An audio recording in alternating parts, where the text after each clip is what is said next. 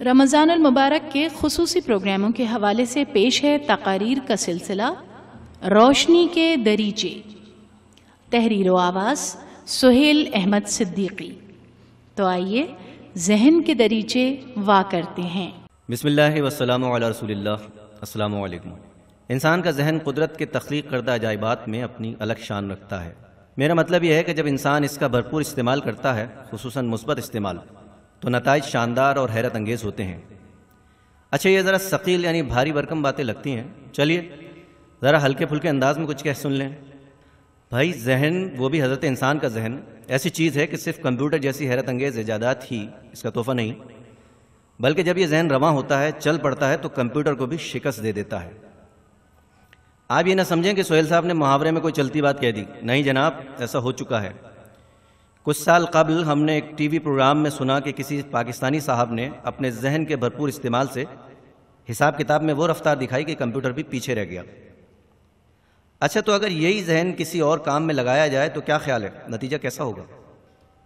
دیکھیے، بہت سامنے کی بات ہے کہ جب ہم کوئی بات، مضمون، قصہ، کہانی، حتیٰ کہ ڈرامہ اور فلم بھی غور سے دیکھتے سنتے ہیں تو اکثر یہ ہوتا ہے کہ وہ چیز ہمیں اچھی طرح یاد ہو جاتی ہے، اور وہ بھی فوراً۔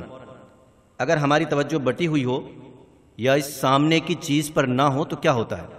ظاہر ہے کہ یا تو ہمیں وہ بات، قصہ، مضمون سرے سے یاد نہیں ہوتا، بہت کم یاد ہوتا ہے، یا کچھ عرصے بعد بھول جاتا ہے۔ چلیے، یہ بات تو آپ نے مان لی کہ ذہن کا ریکارڈ ہماری توجہ، ہماری سماعت اور ہماری بصارت کا محتاج ہے۔ ایسا نہیں ہے کہ کوئی اچھی بری بات ہمارے ذہن پر یوں ہی نقش ہو جائے، یوں ہی چپک جائے ذہن کی کتاب پر۔ رمضان المبارک کا مہینہ ہمارے ذہن کے بند دریچے وا کرنے یعنی کھولنے کے لیے آتا ہے۔ سال بھر تو ہم بہت سی بری باتوں کے درمیان اچھی اچھی کارآمد باتیں سنتے، دیکھتے، پڑھتے اور نظر انداز کرتے جاتے ہیں۔ رمضان میں چونکہ ہر نیک عمل اور ہر عبادت کا ثواب بھی کئی گنا ہے، اس میں مزہ بھی جدا ہے، سو ہر طبقے کا آدمی، کیا مرد، کیا عورت، کیا بچہ، کیا بوڑھا، ہر کوئی نیکی کی طرف گویا لپکتا ہے۔ سیام صوم کی جمع ہے، ہم اپنے رواج کے مطابق صوم کی بجائے فارسی لفظ روزہ استعمال کرتے ہیں، اس میں کوئی حرج نہیں۔ صوم کے لغوی معنی ہے رک جانا۔ یہ وہ عبادت ہے جس کو ادا کرنے والا کھانے پینے، بد کلامی، شہوت رانی سمیت ہر طرح کی برائی سے رک جاتا ہے۔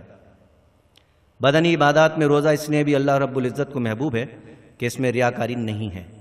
روزہ اسلام سے پہلے کے مذاہب میں بھی فرض تھا، جیسا کہ سورہ بقرہ میں ارشاد باری تعالیٰ ہے، اے ایمان والوں، تم پر روزے فرض کیے گئے ہیں جس طرح تم سے پہلے والوں پر فرض کیے گئے تھے تاکہ تم پرہیزگار بن جاؤ۔ عیسائیت اور یہودیت دونوں میں روزے کی فرضیت کا حکم موجود ہے۔ بنیادی ارکان کے احکام بہرحال کسی نہ کسی شکل میں باقی رکھے، روزہ ان میں شامل ہے۔ اس کے علاوہ قدیم ایران کے مشہور مذہبی مصلح زرتشت کی کتاب زند میں بھی بنیادی عقائد، توحید، رسالت، آخرت کے ساتھ ساتھ نماز اور روزے کا حکم ملتا ہے۔ تحقیق یہ کہتی ہے کہ زرتشت توحید پرست تھے اور ان کی تعلیمات میں بھی بعد ازاں تحریف کی گئی۔ بعض غیر الہامی مذاہب جیسے ہندو مت میں بھی روزے کا رواج زمانے قدیم سے چلا آتا ہے۔ علماء کرام نے اس موضوع پر بہت تفصیل سے اظہار خیال کیا ہے کہ روزہ کس طرح پرہیزگاری کا سبب بنتا ہے۔ انسان کی خصوصیات میں ایک تو حیوانی قوت ہے جو اس کے علاوہ جانوروں میں بھی پائی جاتی ہے۔ اس قوت کے لیے غذا کا حصول بہت ضروری ہے۔ اس غذا میں وقتی طور پر کمی کی جائے یا اسے عارضی طور پر بند کر دیا جائے، موقوف کر دیا جائے، تو ظاہر ہے کہ انسان کی حیوانی جبلت میں کمزوری واقع ہوتی ہے۔ دوسری قوت کو علماء نے ملکی قوت کا نام دیا ہے، یعنی فرشتوں جیسی قوت۔ آسان لفظوں میں آپ روحانی طاقت کہہ سکتے ہیں۔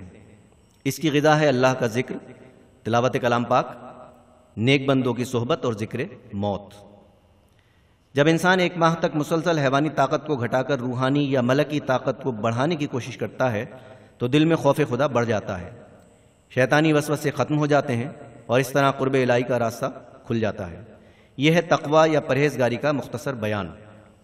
روزے کے فوائد پر ہم کچھ نہ کچھ پڑھتے رہتے ہیں، سنتے رہتے ہیں اور ان کا مشاہدہ اور تجربہ بھی کرتے ہیں، مگر ایک قابل افسوس نقطہ نظر ہمارے یہاں یہ بھی ہے کہ ڈائٹنگ اور اسمارٹنس کے لیے روزہ رکھنا چاہیے۔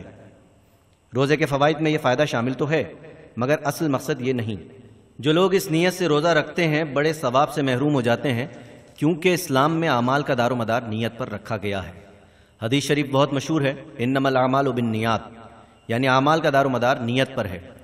جان لیجئے کہ کوئی عمل کتنا ہی اچھا کیوں نہ ہو، اگر اس کی بنیاد نیک نیتی پر نہ ہو تو وہ بارگاہ الہی میں مقبول نہیں۔ نیت کا معاملہ تو یہ ہے کہ جب بندہ مومن کسی نیک عمل کا ارادہ کرتا ہے تو فرشتے حکم ربی کے مطابق اس کا ثواب لکھنا شروع کر دیتے ہیں، اور یہ گویا اصل کام سے پہلے بونس ہوتا ہے۔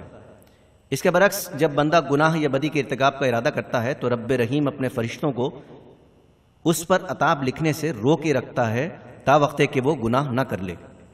بات واضح ہو گئی کہ خلوص نیت بہت ضروری ہے، ورنہ محض عبادت کی ظاہری شکل اور مقدار کی بات ہو تو کیا فرشتے ہم سے کم ہیں؟ یا ابلیس جو اصل میں فرشتوں کا معلم تھا، قوم جنات میں شامل تھا، کیا اس نے قرب الہی کے حصول کے لیے انسان سے کم عبادت کی ہوگی؟ ابھی آپ رمضان المبارک کے خصوصی پروگراموں کا سلسلہ سن رہے تھے، روشنی کے دریچے۔ مقرر تھے سہیل احمد صدیقی۔ تقاریر کا یہ سلسلہ آپ روزانہ پروگرام مائی ہوم شو کے دوران میں سن سکتے ہیں۔